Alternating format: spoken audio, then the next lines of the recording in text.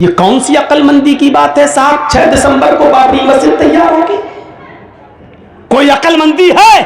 तुकबंदी है? आप किस मस्जिद की बात कर रहे हो? मस्जिद बनाना है तो अल्लाह का घर समझ के बनाइए। आप उस पर लिख दीजिए मस्जिद मोहम्मदी। क्या मोहम्मदुर रसूलुल्लाह से भी बढ़कर कोई है? क्या आप बाबर का नाम लिखना जरूरी है? हम तो कहते हैं क्यों आपको जिद है बाबरी नाम रखने की? आप हमारे आका इमाम कायनात जनाब मोहम्मद रसूलुल्लाह के नाम पर मस्जिद क्यों नहीं बना रहे हैं? बनाइए मस्जिद मोहम्मदी, मस्जिद अबू बकर सिद्दीक, मस्जिद उमर इब्न खत्ताब, मस्जिद उस्मान गनी, मस्जिद अली अल मुर्तजा बनाइए। आप कौन रोक रहा है आपको? क्या हम बेवकूफ हैं? हम नहीं समझ रहे हैं कि आप किसके इशारों पे चल रहे हैं, किसके बहकावे में आ रहे हैं, और ये प्लानिंग आप क्यों कर रहे हैं? आप बंगाल को भी यूपी बनाना चाह रहे हैं और यहां पर भी बुलडोजर वाली गवर्नमेंट को लाने की कोशिश कर रहे हैं। हमने कोई भैंस का गोबर हमारे दिमागों में नहीं भरा है। आप बात करते हैं? मेरे भाइयों, हक की बात आई थी ना, मैंने बताया था। अरे सुनो इस्लाम, ये बेचारा दलमुड्डा क्या जाने, मस्जिद के एहतराम में सोचा कि मुसलमान आ जाएंगे। अल्लाह के रसूल ने अपना नाम तक कजवा दिया था शांति के लिए और अमन के लिए। तुम बात करते हो? तुम मुसलमानों को अगर अमन व अमान से रहना देना चाहते हो तो आप भी कुछ बातों से समझौता करिए। समझौता करने में बुराई क्या है? मुझे बताओ बुराई क्या है? अल्लाह के रसूल ने समझौता नहीं किया है, मदीना से चल चुके हैं, आपके साथ आपके सहाबा मौजूद हैं। और सुनो नौजवानों, मेरी तकरीर ये बहुत गूंजेगी। मुझे मालूम है कि अब हो सकता है टीवी चैनल वाले भी इसको उड़ाएं और कहें कि देखो ये मौलवी बंगाल में गया तो डर पैदा कर रहा है। ये हो सकता है इनको फिर मिल जाए मसाला और फिर कहे ममता का मौलाना पिछले 5 साल पहले जो कह रहे थे, हो सकता है ये फिर वही राग अलापें। लेकिन मेरी बात फिर से सुन लीजिए, मुझे बंगाल के लोगों में समझदारी नजर आती है, होशियारी भी नजर आती है। मुझे मालूम है कि आप बहुत माइंडेड इंसान हैं। मैं जानता हूं, पिछली मर्तबा भी मैंने इसका एहसास किया था।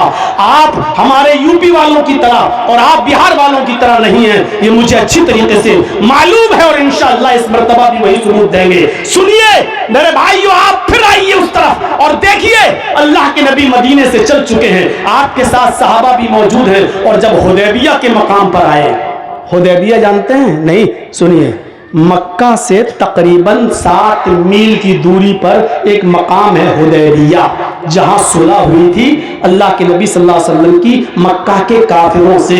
उस जगह का नाम पड़ गया हुदैबिया।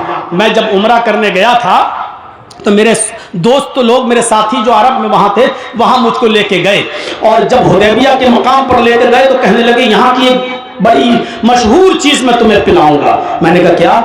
गए और वहां बहुत से बदवी लोग खड़े हैं हुदैबिया पे, ऊंटनियां लिए, छोटी छोटी ऊंटनियां, जल्दी से उसका ताजा दूध उन्होंने निकाला और कच्चा दूध ताजा जल्दी से लेके मेरे पास आए। कहा लीजिए मौलाना, पीजिए पीजिए जल्दी।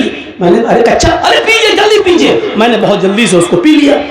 मैंने कहा आपने इतनी जल्दी क्यों किया? कहने लगे कि इसमें 5 मिनट के बाद कीड़े पड़ना शुरू हो जाते हैं। अगर इसको ऐसे ही रख दिया जाए ऊंटनी का दूध तो इसमें 5 मिनट के बाद कीड़े पड़ जाना शुरू हो जाते हैं। मैंने कहा यार क्या पिला दिया तुमने मुझे?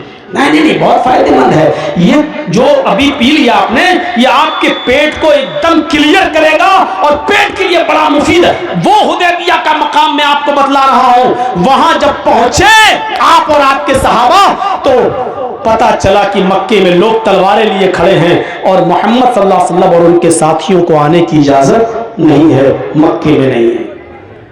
आपने खबर भेजी कि देखो मैं लड़ने नहीं आ रहा हूं, मैं उम्रा करने आया हूं और उम्रा करके वापस चला जाऊंगा। उन लोगों ने मना कर दिया, नहीं, पहले बातचीत होगी उसके बाद में उम्रे की इजाजत होगी। तो आपने कहा कि ठीक है मैं आ रहा हूं, बातचीत कर लीजिए। कहा नहीं, आप वहीं रहिए, हम लोग आ रहे हैं बातचीत करने के लिए। काफिरों का एक वफद तैयार होता है, कुछ लोगों पर मुश्तमिल, कुछ लोग, उनका सरदार सुहैल, बुखारी की हदीस में उनका सरदार कौन था? सुहैल, कुरैश की तरफ से सरदार बनकर गया, कई लोगों को लेकर गया। ये लोग हुदैबिया के मकाम पर पहुंचे, पहुंचने के बाद अब सुलह होती है। जानते हो पहली शर्त क्या रखी गई? मदीने से मक्का 300 मील, तकरीबन 450 किलोमीटर का सफर। 300 मील। और ये कोई राजधानी एक्सप्रेस की तरह नहीं कि जर्जी साहब 7 बजे लखनऊ में बैठे और 10 बजे किशनगंज उतर गए। ये वाला सफर नहीं, घोड़े पर बैठकर या ऊंट पर बैठकर ही सफर। और रास्ते भी इतने अच्छे नहीं, जो पक्की सड़कें, खारदार कांटोदार रास्ता, ऊबड़ खाबड़ रास्ता। गौर करिए, 450 किलोमीटर का सफर, 300 मील का सफर करके आप और आपके साहबा कई दिनों के बाद हुदैबिया पहुंचे। सिर्फ 7 मील की दूरी पर रह गए हम मक्का और यहां रोक दिया गया। अब जानते हो शर्तें क्या तय होती हैं? पहली शर्त, आए मोहम्मद इब्न अब्दुल्ला, आप उम्रा करने के लिए आए हैं और हम भी चाहते हैं कि आप उम्रा करें, हमें कोई एतराज नहीं, लेकिन चंद शर्तों पर उम्रा होगा। आपने कहा मुझे तुम्हारी शर्तें मंजूर हैं, बताओ क्या शर्त है तुम्हारी? कहा मेरी पहली शर्त यह है कि इस साल आपको और आपके साथियों को उम्रा नहीं करने देंगे, यहां से वापस जाइए मदीने। इस साल नहीं करने देंगे, इस साल वापस जाइए। नौजवानों, मेरी तकरीर सुनना ना सुनना, लेकिन यह मंजर जरूर देख लीजिएगा, यह मंजर जरूर देख लीजिएगा, ताकि कोई आपको बहकाने आए तो बहका ना सके, कोई आपको वरगलाना चाहे तो वरगला ना सके। अल्लाह के नबी सल्लल्लाहु अलैहि वसल्लम से क्या कहा जा रहा है? आप और आपके सहाबा को इस साल उम्रा नहीं करने दिया जाएगा, जाइए मदीने से आए हो, मदीने वापस जाइए, अगली साल उम्रा करने आ सकते हो।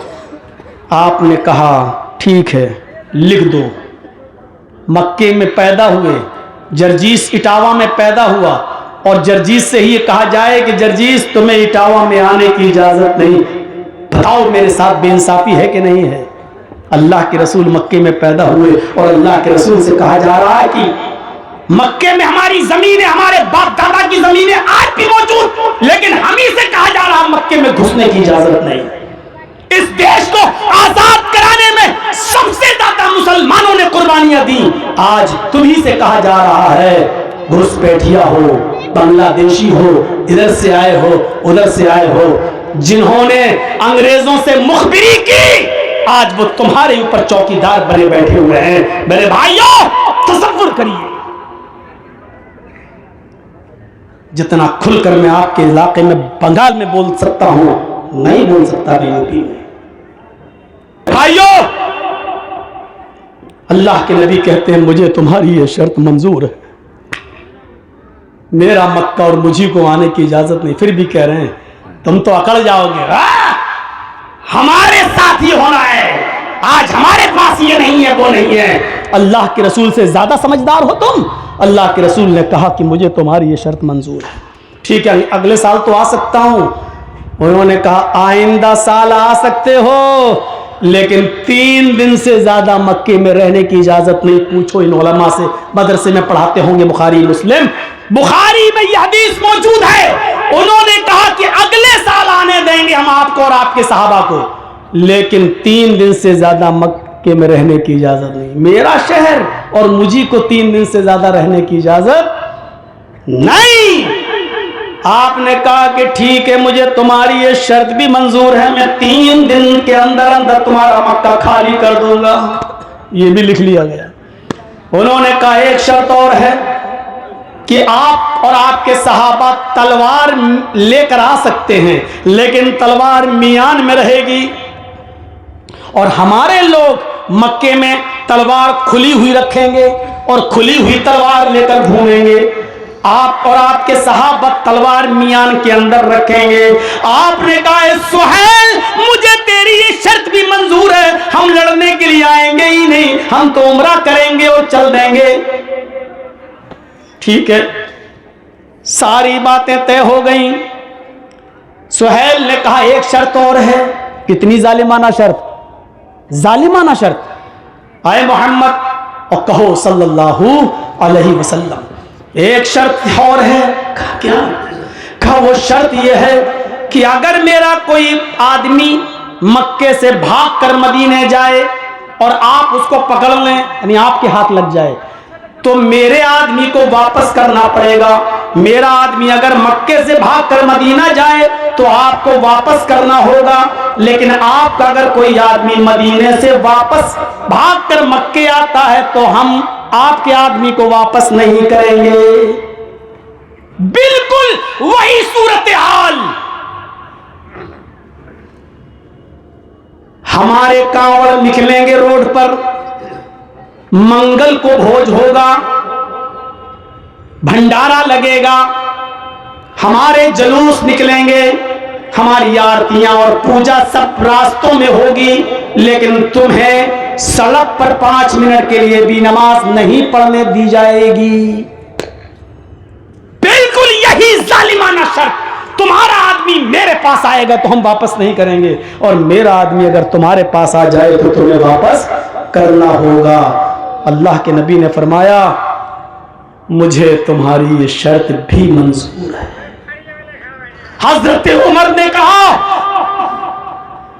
अल्लाह के रसूल इतना दबकर समझौता, जैसे होते ना एक दो गुस्से वाले लोग, इतना दबकर, हम भी क्या छोटे बाप के बेटे हैं ना? अरे आपने तो बिल्कुल हमारी नाक कटा दी। जैसे हम लोगों में जज्बाती लोग होते हैं, ऐसे ही हजरत उमर बड़े जज्बाती। अल्लाह के रसूल इतना दबकर फैसला, आपने इशारा किया, उमर फैसला मैंने लिया है, मैं बोल रहा हूं, आपको बोलने की जरूरत नहीं, तय हो गया। और सुनो मुसलमानों, तुम एक लफ्ज हटाने के लिए तैयार नहीं हो। बाबर मोहम्मदुर रसूलुल्लाह सल्लल्लाहु अलैहि वसल्लम की तरफ से जब ये शर्तें रखी गई और लिख दिया गया कि मोहम्मदुर रसूलुल्लाह को ये शर्तें मंजूर हैं, तब सुहैल ने कहा, आए मोहम्मद इब्ने अब्दुल्लाह, ये रसूलुल्लाह काटो, हम आपको रसूलुल्लाह नहीं मानते हैं। बुखारी पढ़ रहा हूं, बुखारी जानते हो बुखारी कौन सी किताब है? असहुल कुतुबि बअद किताबिल्लाह, कुरान के बाद सबसे बड़ा दर्जा अगर किसी किताब को हासिल है तो बुखारी शरीफ को हासिल है। इस बुखारी के अल्फाज, रसूलुल्लाह काटो, हम आपको रसूलुल्लाह मानते ही नहीं है, लिखो मोहम्मद को यह फैसला मंजूर है, मोहम्मद रसूलुल्लाह काटो। रसूलुल्लाह, हम आपको रसूल मानते ही नहीं, मान ले तो झगड़ा किस बात का है? फिर तो झगड़ा ही खत्म। आप अब्दुल्ला के बेटे, लिखो मोहम्मद इब्ने अब्दुल्ला को मंजूर है। आपने हजरत अली से कहा, अय अली, रसूलुल्लाह काट दो। तुम कह रहे हो ना बाबर नहीं काटेंगे, मेरी नाक कट जाएगी। अल्लाह के रसूल हजरत अली से कह रहे हैं, अय अली, रसूलुल्लाह काट दो। हजरत अली ने कहा, नहीं, ओए अल्लाह के रसूल, अल्लाह ने आपको रसूल बनाकर भेजा है, अल्लाह ने आपको रसूल बनाकर भेजा है, हम रसूल नहीं काट सकते। अल्लाह के रसूल, मुझसे ये काम मत कराइए, मेरे अंदर इतनी हिम्मत नहीं है। आपको अल्लाह ने जब रसूल बनाया तो मैं कैसे काट दूं ये नाम? आपने कहा, अली फिर मुझे बताओ कहां लिखा है? रसूलुल्लाह, मैं खुद काट देता हूं। अल्लाह के रसूल जब काटने के लिए चले तो हजरत उमर ने कहा, आए अल्लाह के रसूल, अलसना अलल हक, क्या हम हक पर नहीं हैं? अलसना अलल हक, क्या हम सच्चे नहीं हैं? अल्लाह के नबी ने कहा, हाँ उमर, हम हक पर हैं। आए अल्लाह के रसूल, कत्लाहुम फिन्नार, अगर हम इनसे जंग करने लगे, लड़ने लगे और इनको हम कत्ल कर दें काफिरों को, तो क्या ये जहन्नम में नहीं जाएंगे? अल्लाह के नबी ने कहा, हाँ, अगर जंग हो जाए तो ये काफिर जहन्नम में जाएंगे। कत्लाना फिल जन्नह, और अल्लाह के रसूल, हम कम हैं, ये लोग ज्यादा, अगर ये हमें मार दें और हम कत्ल हो जाएं तो क्या हम जन्नत में नहीं जाएंगे? आपने फरमाया, हाँ, अगर हम कत्ल कर दिए जाएंगे तो हम जन्नत में जाएंगे। फरमाया, फिर आप मुझे क्यों रोक रहे हो? हम जंग करेंगे, हम जिहाद करेंगे, मत रोकिए हमें। आप रसूलुल्लाह भी काटने के लिए तैयार हो गए। आपने फरमाया, नहीं, आए उमर, जो मैं समझ रहा हूं वो तुम नहीं समझ रहे हो, मेरी जो अकल कह रही है वो तुम नहीं समझ रहे हो। अकलमंदी का पहलू यही है, दानिशमंदी का पहलू यह है कि इनकी ये शर्त भी मान ली जाए। और आपने रसूलुल्लाह अपने हाथ से काट दिया। क्यों? अगर उसी वक्त आप जंग करते और कत्ल हो जाते और सहाबा भी कत्ल हो जाते तो आज ये इस्लाम हम तक पहुंचता, आज ये इस्लाम हम तक पहुंचता। आज आप कह रहे हो हमें भी ये होना चाहिए, वो होना चाहिए, ये मिलना चाहिए, वो मिलना चाहिए। अरे पहले जिंदा तो रहो। तुम जिंदा कहां हो? जिंदगी रहेगी तब तो ओहदे मिलेंगे, जब जिंदा ही नहीं रहोगे तो ओहदों का क्या करोगे? मेरे भाइयों, पहले अपनी जिंदगी को बचाने की फिक्र करो और फिर मेरे भाइयों, फिर कोई ओहदों की लड़ाई बाद में लड़ी जाएगी। पहले अक्लमंदी से काम लीजिए। बिल्कुल वही सूरत हाल है मेरे भाइयों कि एक जंगल में शेर ने भी शिकार किया, भेड़िए ने भी शिकार किया और लोमड़ी ने भी शिकार किया। शेर ने गधा मारा, शेर ने गधा मारा, भेड़िए ने बकरी मारी और लोमड़ी ने खरगोश मारा। तीनों ने एक एक जानवर मार दिया। शेर ने किसको मारा? गधा। और भेड़िए ने किसको मारा? बकरी। और लोमड़ी ने किसको मारा? खरगोश। अब शेर कहता है, ऐ भेड़िए बताओ कौन सा जानवर कौन खाएगा? ये शेर समझ लो तो पूरी तकरीर समझ लोगे मेरी। ये शेर समझ लीजिए। शेर ने भेड़िए से कहा, भेड़िए बताओ कौन सा जानवर कौन खाएगा?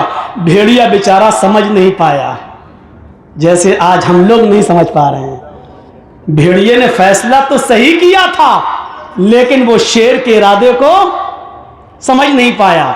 भेड़िए ने कहा बहुत आसान है, कहा बताओ कौन सा जानवर कौन खाएगा? भेड़िए ने कहा गधा आपने मारा है, गधा बड़ा भी है, ये आप खा लीजिए। बकरी मैंने मारी है, बकरी मैं खा लेता हूं। लोमड़ी ने खरगोश मारा, लोमड़ी खरगोश खा लेती है। शेर ने कहा इधर आ, इधर आ। मारा एक कंपट्टी पे हाथ, कमीना ये फैसला करता है? किसने बताया तुझे ये फैसला करना? उसने अपने दांतों से उसको दबाया और पंजों से फाड़ दिया। भेड़िया भी राम राम सत्य, भेड़िया भी मर गया। कमीना ये फैसला करता है? ये कोई अच्छा फैसला था? इसको फैसला करना भी नहीं आता। उसने लोमड़ी से कहा, ए लोमड़ी तू फैसला कर, बता कौन सा जानवर कौन खाएगा? लोमड़ी मिजाज समझ गई और माहौल भाप गई। मुसलमानों इस वक्त लोमड़ी हो आप, भाप लो माहौल को। लोमड़ी भाप गई। लोमड़ी ने कहा अरे ये तो बिल्कुल कमीना आदमी, इसको तो फैसला करना ही नहीं आता है, इसने कोई फैसला किया, बिल्कुल गलत फैसला किया। अरे आप जंगल के राजा हैं, ये सारे जानवर तो आपके हैं, आप नहीं खाएंगे तो कौन खाएगा? आपने गधा मारा है, सुबह उठिए गधा खा लीजिए। अब तो भेड़िया भी मर गया है, आप उठिए 12-1 बजे भेड़िया भी खा लीजिए। शाम के टाइम पर आप बकरी खा लीजिए और रात को सोते वक्त खरगोश भी खा लीजिए। ये चारों जानवर तो आपके हैं, आप जंगल के राजा हैं, आप नहीं खाएंगे तो कौन खाएगा? ये सब आपका है। शेर ने कहा शाबाश, इधर आ। किसने? वाह माशाअल्लाह, क्या फैसला किया तूने, बहुत अच्छा फैसला किया तूने। ये फैसला करना तूने सीखा कहां से? उसने कहा हुजूर इसी भेड़िए से सीखा है, इसी